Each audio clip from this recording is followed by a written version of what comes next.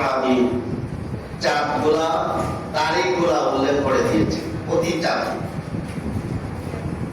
সেই চাঁদগুলা হলো, তারিখটা হলো চাঁদের 13 তারিখ, 14 তারিখ, 15 তারিখ। কয়টা রোজা রাখার জন্য বলেছেন? 3টা। কয়টা? 3টা রোজা রাখার জন্য বলেছেন আল্লাহ রাসূল। যে 13 তারিখ, 14 তারিখ এই 3টা রোজা রাখবা প্রতি মাসে। এর মধ্যে ফজিলত অনেক হয়েছে। আল্লাহ রাসূল বলেন যারা এই 3টা রোজা রাখবে প্রতি চাঁদে, একটা বছরের সওয়াব রোজা রাখলে যতটুকু আপনার আমলনামার মধ্যে দেওয়া হবে, এই 3টা রোজা রাখলে আল্লাহ পাক রব্বুল আলামিন তার আমলনামার মধ্যে সেই রকম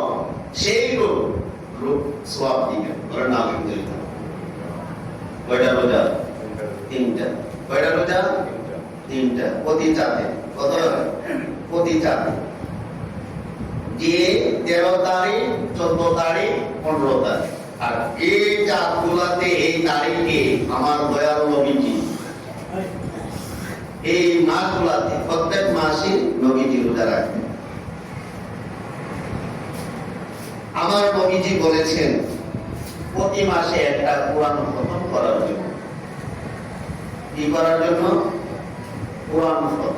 কারণ আমরা কোরআন খতম করি প্রতি মাসে, বছরও তো একটা করি না।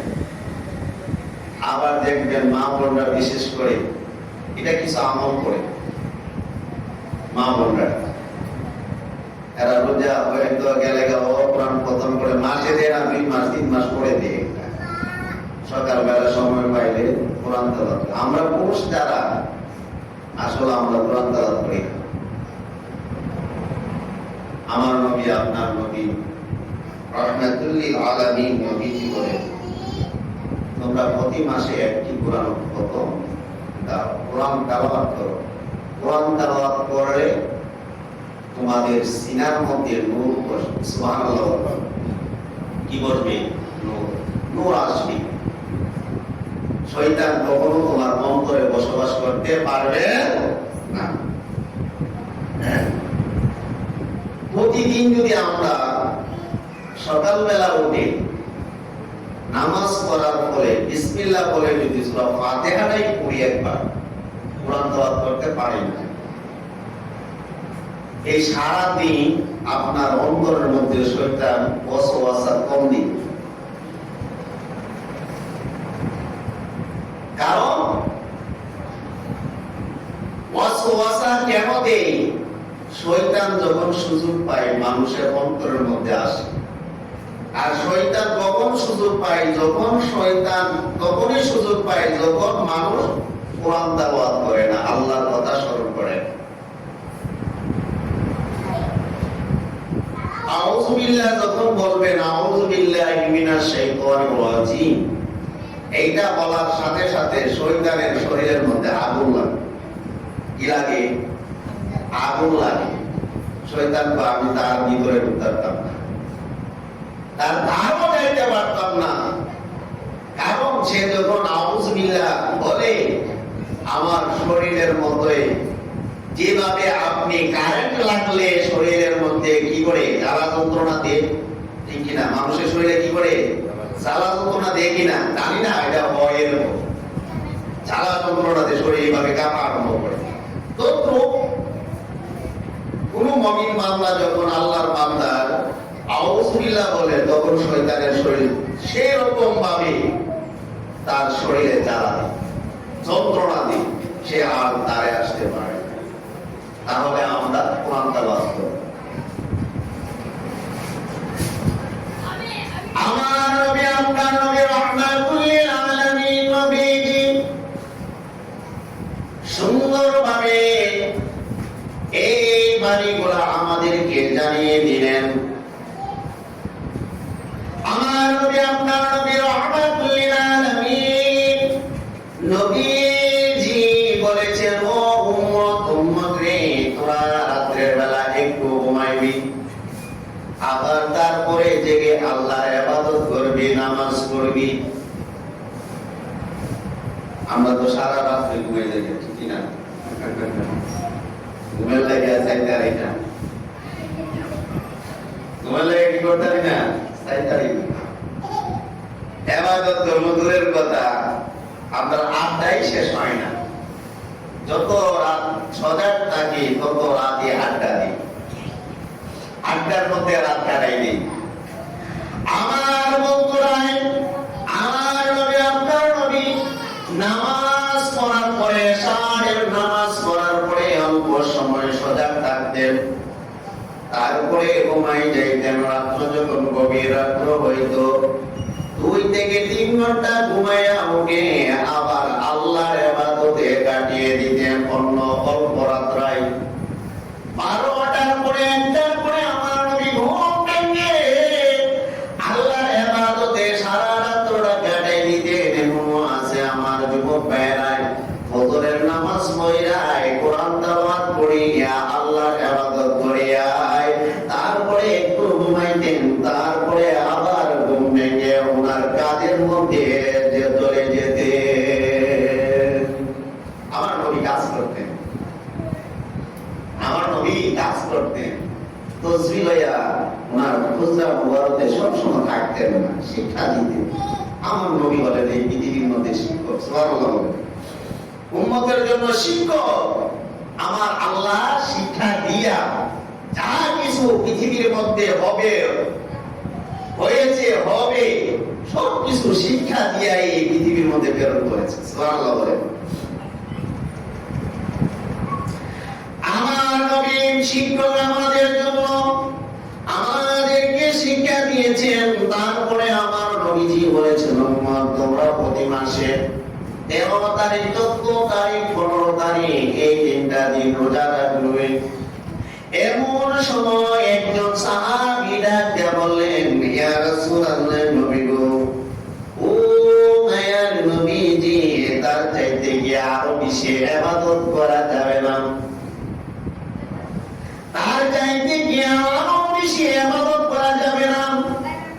আপনি তো নবী হয়েছেন, প্রতি মাসে একবার কোরআন তেলাওয়াত করে খতম দেওয়ার জন্য, অথবা সপ্তাহে কোরআন তেলাওয়াত করে খতম দেওয়ার জন্য আপনি তো বলেছেন, ইয়া রাসূলুল্লাহ, নবী গো, প্রতি মাসে আপনি 13, 14, 15 তারিখ রোজা রাখার জন্য আমার মন চাই নবী গো আরো বেশি সময় আল্লাহর ইবাদত করতে।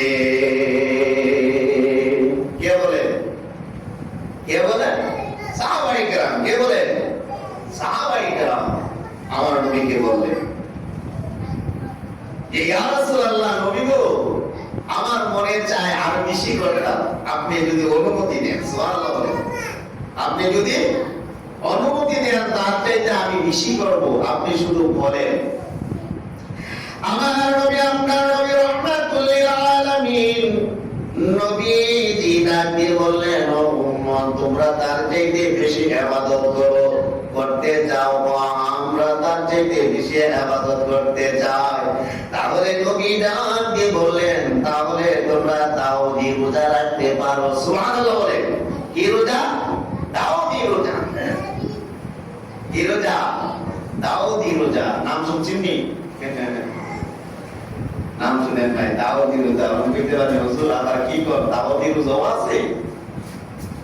আমরা তো শুনছি প্রতি চাঁদে, হ্যাঁ, এখন আগে বলছেন 13, 14, 15, হ্যাঁ, এখন কোন দাউদি রোজা? হ্যাঁ, আমার নবী বলেছেন, তাহলে তোমরা দাউদি রোজা রাখতে পারো।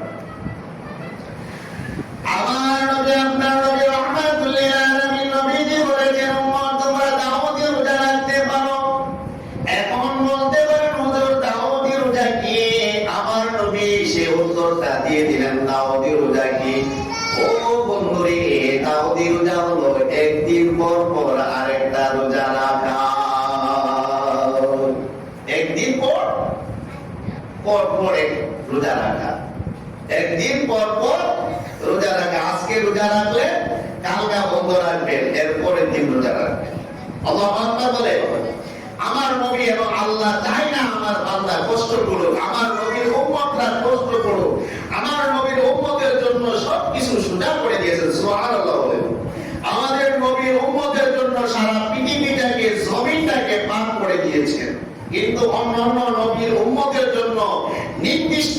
জায়গা ছিল, ওই নির্দিষ্ট জায়গার মধ্যে আল্লাহ ইবাদত করতে হয়েছে।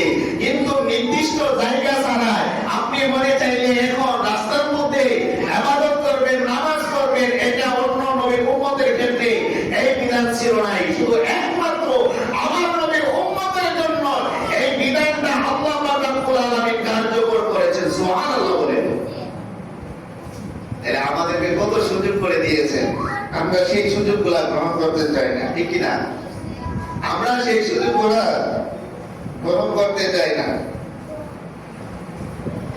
আমাদেরকে দেখে সফরে যখন আমরা যাই, এই সফরে যখন যাই, আল্লাহ আমাদের জন্য কত সুন্দর বিধান করে দিয়েছেন। কারণ আমার আল্লাহ চাই নাই আমার দয়াল নবীর উম্মতরা কষ্ট করুক, এবং প্রত্যেকটা নামাজকে সফর অবস্থায় হাফ করে দিয়েছে। যেমন আপনি যদি যোহরের নামাজ পড়তে চান, তাহলে যোহরের নামাজের ফরজ 2 রাকাত করবেন, আর কোনো নামাজ পড়তে হবে না।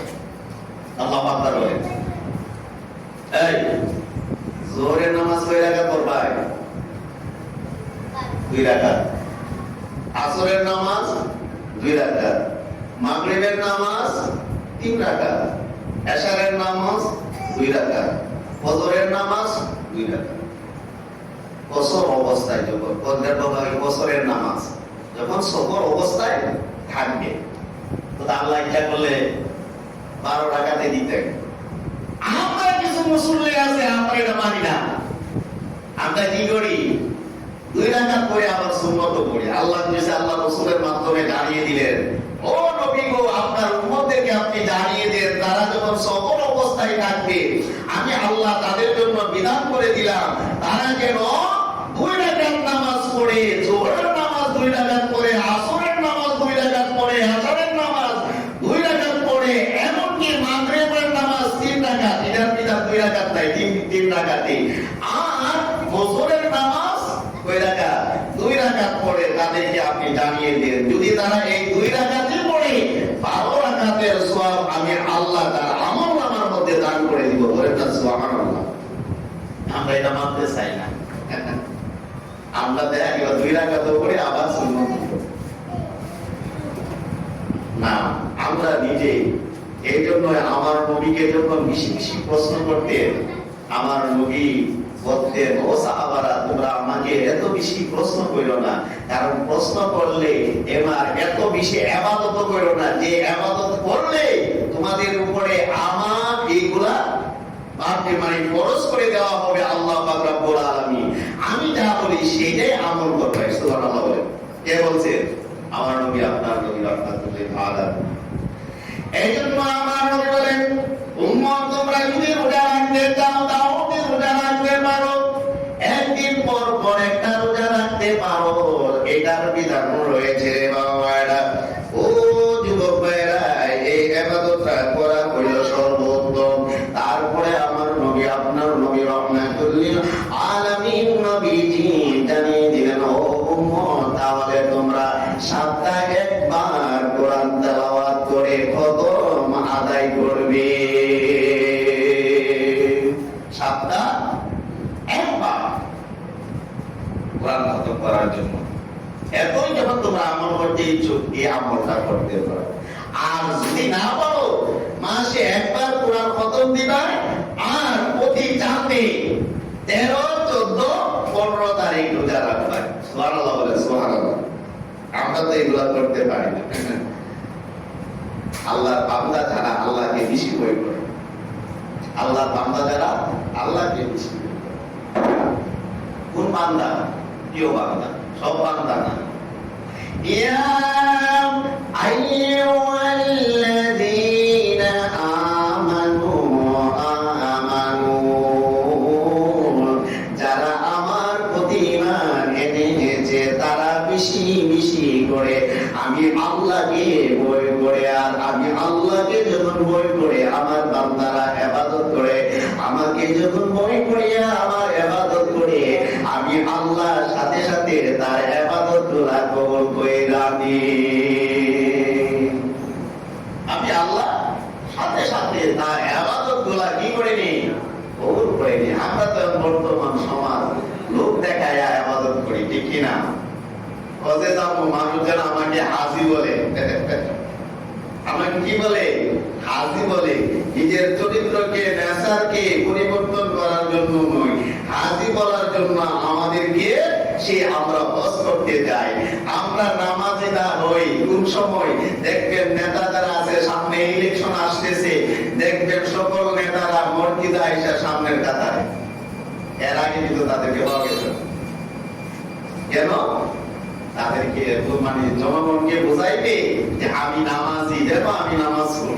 আসলে তার অন্তর ভালো নয়। তার অন্তর কি? তার অন্তর উদ্দেশ্য হলো সে সামনে নির্বাচন আসতেছে, নির্বাচনে দাঁড়াবে, মানুষকে বোঝাইবে আমি নামাজি, আমি নামাজি। তোমরা দেখো নামাজের কথা বলবে, দাঁড়ায় সুন্দর সুন্দর কথা বলবে না, দাঁড়ায় নামাজ পড়ার জন্য। যখন সেই ইলেকশন অথবা নির্বাচিত হয়ে যায় নির্বাচনে, তখন তার এয়ারপোর্ট থেকে পাইতেন না, নামাজ পাইতেন না, মসজিদ পাইতেন না, বাড়ি তো পাইতেন না। তখন তার দাম বাইরে যায়। যে চেয়ারটা কারের চেয়ার বইতো, ওই চেয়ারে আর কারের চেয়ার বইতো না। এখন তার জন্য ভালো একটা চেয়ারের নাম বসাইতে হবে। আর কারের চেয়ার যদি আনেন, আপনার নামে মামলা দিবে। আপনার নামে কি দিবে? মামলা দিবে। আমি কি কারের চেয়ারে দিব?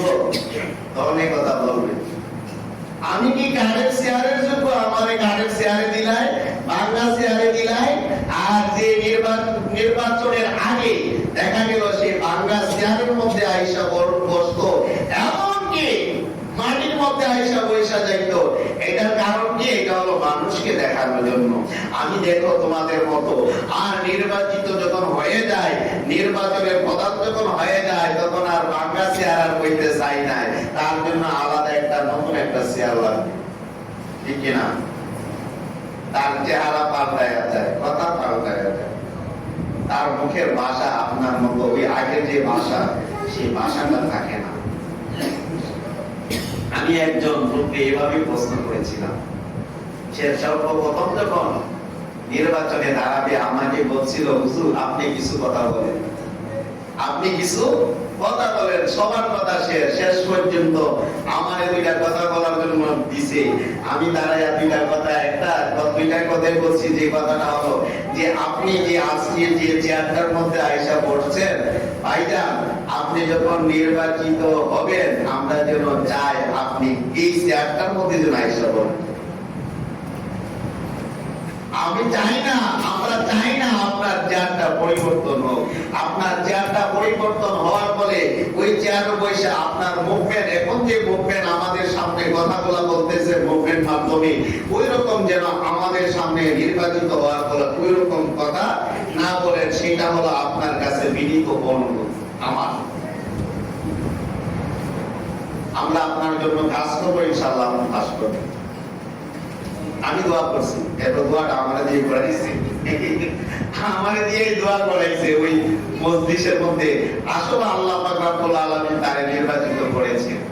হ্যাঁ, করার ফলে তার যে কথা মুভমেন্ট ওই রকম ছিল, এটা ছিল না। চেয়ারে বসার ফলে তার পরিবর্তন হয়, এটাই স্বাভাবিক। আমার নবী, আপনার নবী রাহমাতুল লিল আলামিন, তিনি হলেন খাতামুন নবিয়্যিন, ঠিক না? তিনি হলেন রাহমাতুল লিল আলামিন। তিনি উম্মতের জন্য শিক্ষক হিসাবে এই পৃথিবীর মধ্যে প্রেরণ করেছেন। কখনো তিনি একটা হাই লেভেলের চেয়ারে বসেন নাই। উম্মতরা যখন মাটির মধ্যে বসে থাকতেন, আমার নবীও মাটির মধ্যে বসতেন। ও যুবক রে, আমার নবীর ভিতরে কখনো অহংকার ছিল না, আমার নবীর ভিতরে কখনো বিদ্বেষ ছিল না। বরং আল্লাহ যেমন রহমান, আমার নবীও ছিলেন রহমান।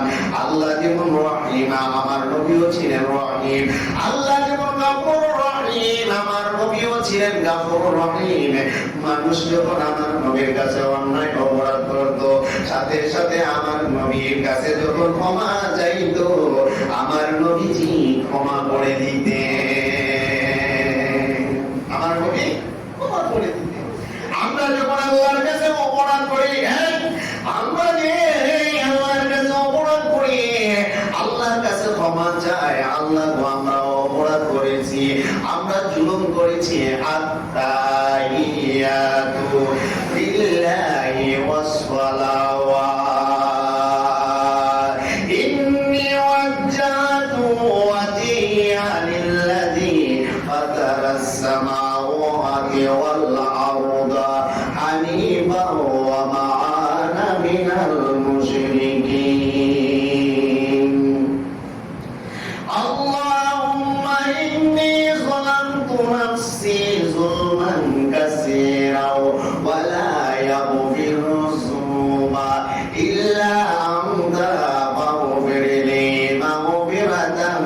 মিন ইন্দিকা ওয়ারহামনি ইন্নাকা আনতাল গফুরুর রহিম।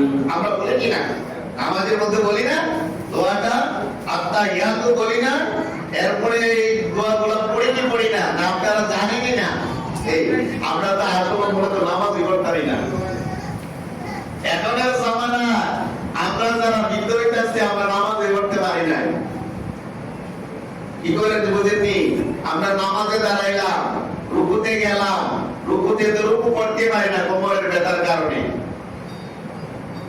এই আমরা তো রুকু তো ঠিকভাবে করতে পারি না কোমরের ব্যথার কারণে। কলা গাছের মতো রুকু করি, বেকট্যাগের মতো, বেকট্যাগের কলা গাছের মতো রুকু করতে হবে, মনে রাখবেন।